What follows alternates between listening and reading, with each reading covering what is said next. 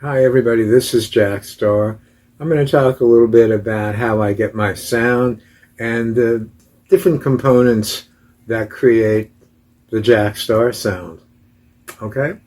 So first of all, I play a Fender Stratocaster right here, but it's not just about the kind of guitar it is, it's also the pickups that are in it. This guitar has Seymour Duncan pickups, and they're very powerful.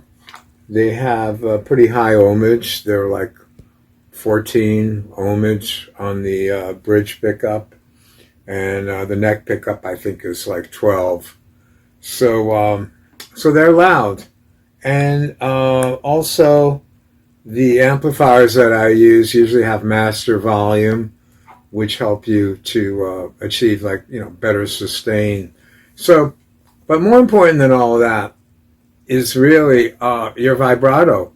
So let's say without vibrato, I'm going to play a riff,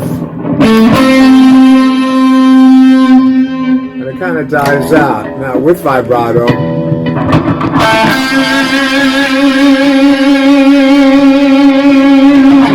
and I could basically go on pretty much forever. So vibrato is really, really important. Everything I do usually has a touch of vibrato.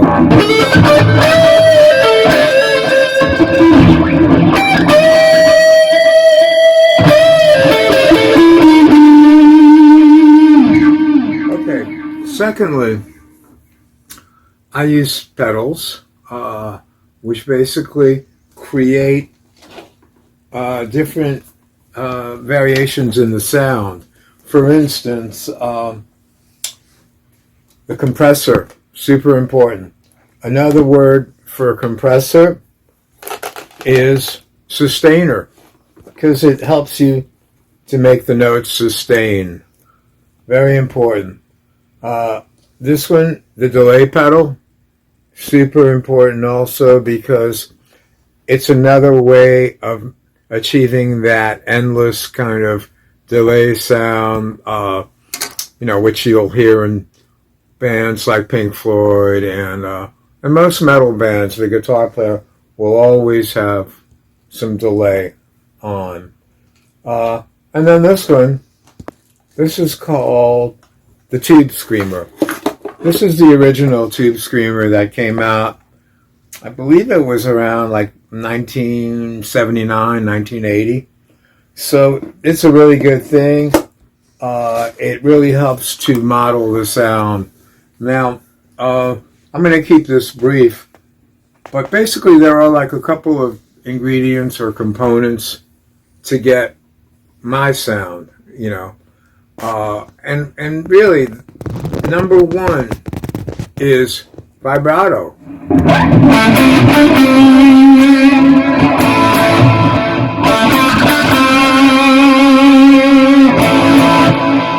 So that's what going to give you the that sustaining sound, your vibrato. All these pedals do help though, but this is more important. That when you hear a guitar player saying, "Oh yeah, it's all in the fingers," it's true. It really is. Eddie Van Halen would sound the same playing without an amplifier. All you would have to do is strain your ears to hear what he's doing, but he would be basically sounding the same, and I sound the same. I'll turn the amp off right now.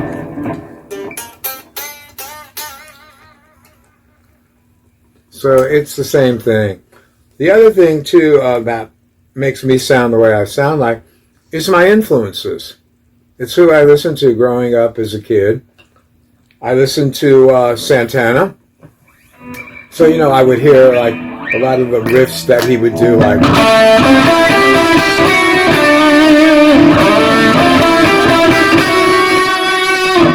they always had like kind of a minory kind of thing,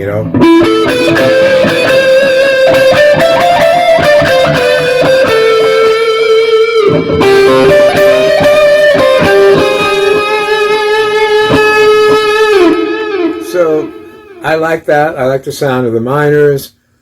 Deep Purple, Ritchie Blackmore. I love to hear that kind of Arabian scales.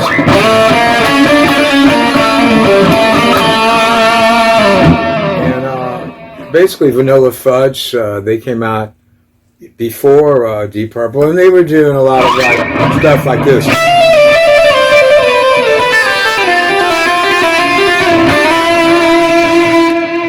And so those were my influences, basically.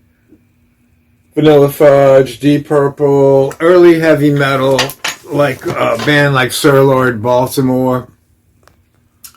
They came out in like 1971, and I really enjoyed that style. And another big influence was my mother, Louise. She really influenced me in her choice of what she was listening to when I was growing up. My mother's family originally came from Turkey, so they listened to a lot of Middle Eastern music. And when my mother was 3 years old, they moved to Paris, France. And I was born in Paris.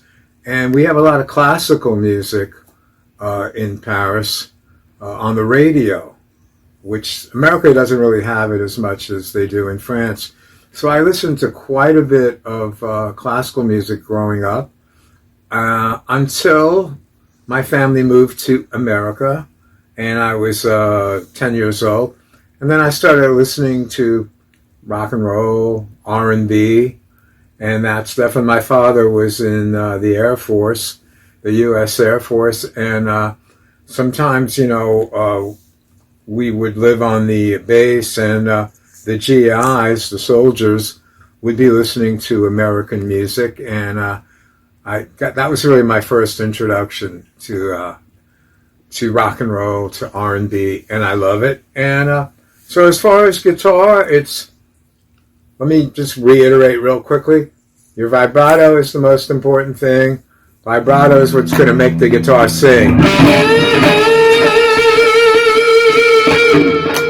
Second thing is your influences, who you listen to. I listen to classical music, I listen to Middle Eastern music, and I listen to a lot of the early metal.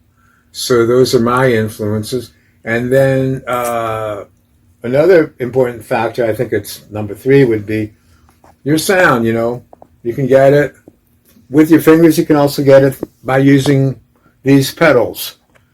So very, very important. Right now I'm using a little tiny amp. It's a little Boss Katana amp.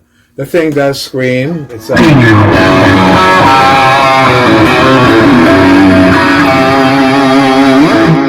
just got a really metally sound.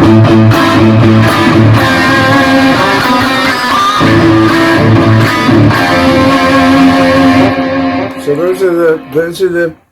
those are the main things. You want to sound like Jack Starr, which I hope you do, because that would be a really good compliment for me. But if you do, practice your vibrato. Get some good, get some good effects pedals. Get a good amp. Of course, I use larger amps when we're doing bigger shows. They're in the garage. I have some Marshalls, and the last thing is get some good influences. Don't just listen to what's on the radio or what's popular now. Listen to a lot of the good stuff that came before, and also diversify your influences. Don't just listen to rock or metal. Listen to everything. Listen to classical. Listen to Middle Eastern music. Listen to Greek music. Listen to folk music. That was one of the strengths of Led Zeppelin. They were all into various different music. They enjoyed Celtic music. They enjoyed folk music. R&B, blues, and that's what made them so great, and that's what I try to do in the music and in my new album right here, which is called Out of the Darkness, Part 2.